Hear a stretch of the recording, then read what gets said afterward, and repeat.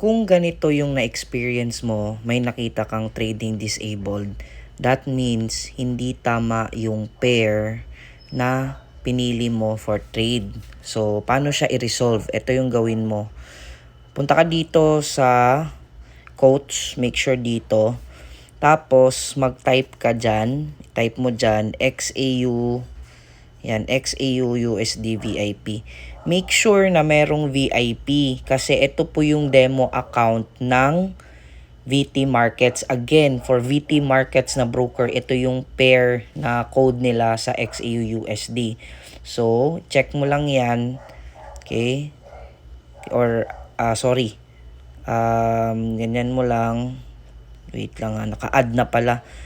Wait lang, i-delete natin. Pag ganyan, search natin. Or, dito.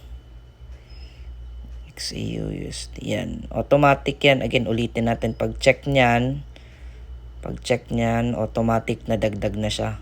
So, yan po. Long press mo yan, tapos trade. Okay? Or, punta ka dito sa trade. Trade, yan. Punta ka dito sa chart. Sorry, sa chart. Tapos, click mo dito. Yan. Tapos, pwede mo na tong maklik. Yan. Ito siya. Okay? So, pag ganito yung lumalabas, ito yung kiniklik nyo kasi yung Euro USD. Ayan. Yan. Lipat natin. Euro USD. Yan. Hindi talaga siya tradable. Wala siyang lalabas dyan kasi hindi tama yung pair. So, balik ka sa quotes. For DJ30 naman, ito. DJ30, hindi yung DJ30 FT. Okay?